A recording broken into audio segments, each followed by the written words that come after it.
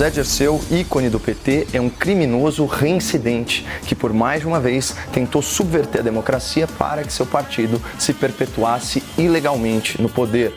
Dirceu foi um agente protagonista dos escândalos do Mensalão e do Petrolão e nunca se desculpou por seus crimes contra a administração pública. Seja bem-vindo ao Notícias do Cão.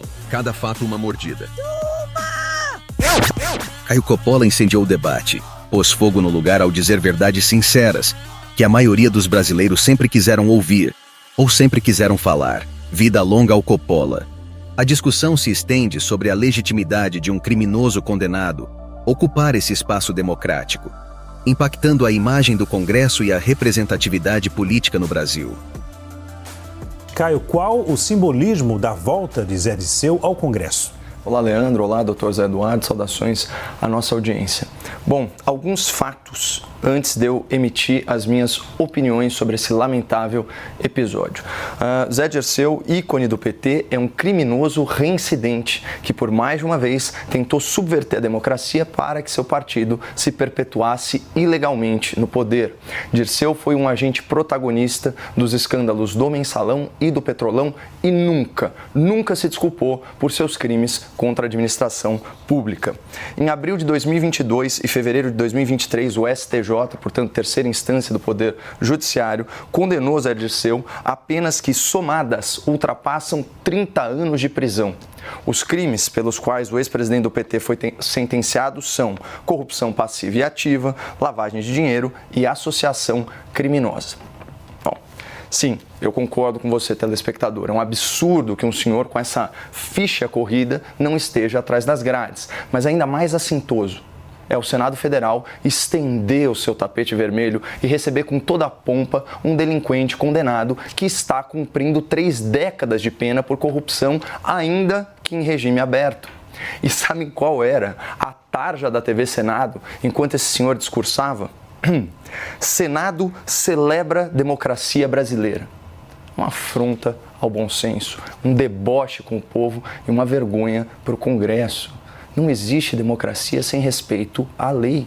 O pressuposto básico da convivência democrática é justamente a obediência à lei, especialmente à lei penal e principalmente se você é um servidor público.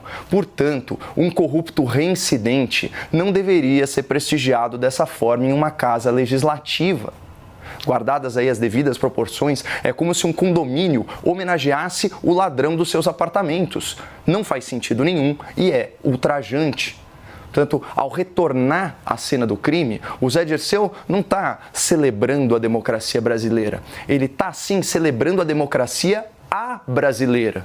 Uma democracia que prende e silencia inocentes, mas solta e dá palanque a criminosos condenados. Esse é o real simbolismo dessa visita.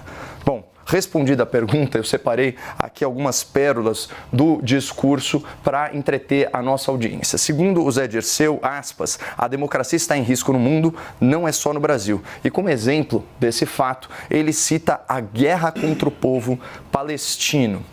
Bom, só para restabelecer a verdade, a guerra é de Israel, uma democracia parlamentar, contra os terroristas do Hamas, que, por sinal, instauraram uma ditadura na faixa de Gaza desde 2006, perseguindo minorias, torturando dissidentes e matando opositores. O Dirceu também disse que o Brasil precisa de uma revolução social e que não há nenhuma razão para que 20 milhões de pessoas passem fome no Brasil. Vejam só que dado impressionante que ele citou. O governo Bolsonaro, que dobrou o número de lares beneficiados pelo Bolsa Família de 11 milhões para 22 milhões e triplicou o valor médio de pagamento de 191 para 600 reais, contabilizava supostamente 33 milhões de famintos. Lembram disso? Aí, já no primeiro ano do governo Lula, milagrosamente, 13 milhões de pessoas deixaram de passar fome no Brasil. É claro que quem assina esses estudos bem duvidosos não é o IBGE, mas sim grupos de pesquisa ligados ao lulopetismo.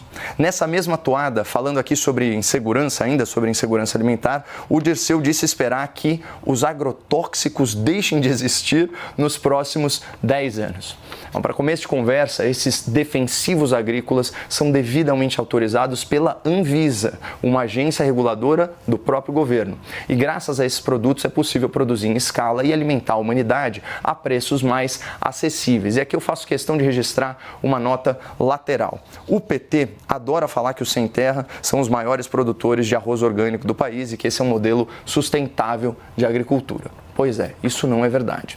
Manchete da Folha de São Paulo de janeiro desse ano. Arroz orgânico do MST tem produção quase irrisória, mas virou marca simbólica. Segundo o Instituto Rio-Grandense do Arroz, o grão orgânico do sem terra corresponde a apenas 0,5% da produção do Rio Grande do Sul. São cerca de 5 mil hectares de um total de 865 mil hectares plantados do grão.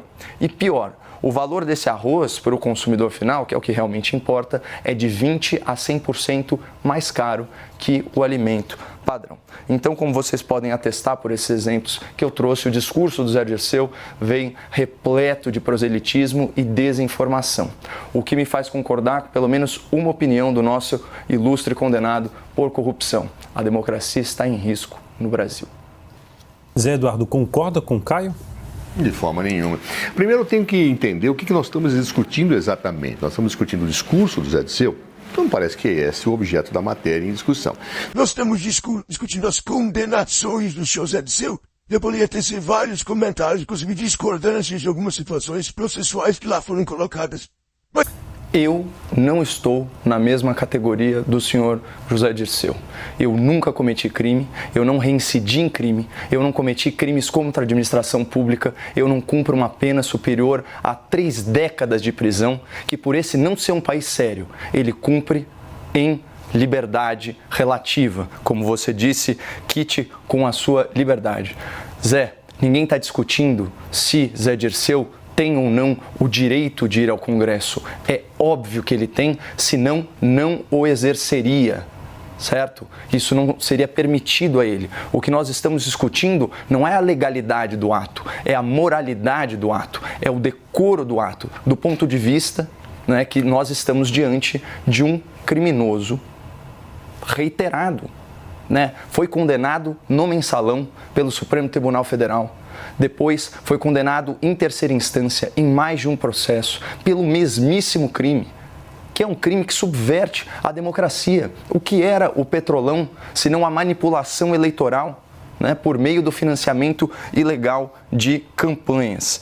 Agora, falar que o Zé Dirceu é um defensor da democracia, e outra coisa, Zé, você fica aí bradando contra os discursos, né, do então deputado Jair Bolsonaro. Atualmente, nós temos um presidente da República que defende torturador, que defende assassino, que defende ditador, que fala que a ditadura na Venezuela, que em apenas um ano matou mais de 5 mil pessoas por motivo político, que essa ditadura não passa de uma narrativa da antidemocracia.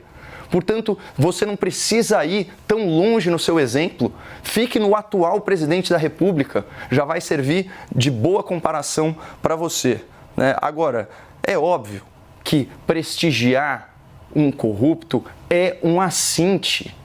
Isso ofende a moralidade. Isso desprestigia o Congresso Nacional. Não à toa, né? Isso aqui são dados do Datafolha. Menos de 10% dos brasileiros se sentem representados pelo Congresso e pelos partidos políticos. É por causa de situações como essa. E o que chama mais atenção, e aqui de novo, é direito dele. Numa entrevista recente, o Zé Dirceu afirmou o seguinte: apenas por justiça eu acho que mereço voltar à Câmara dos Deputados.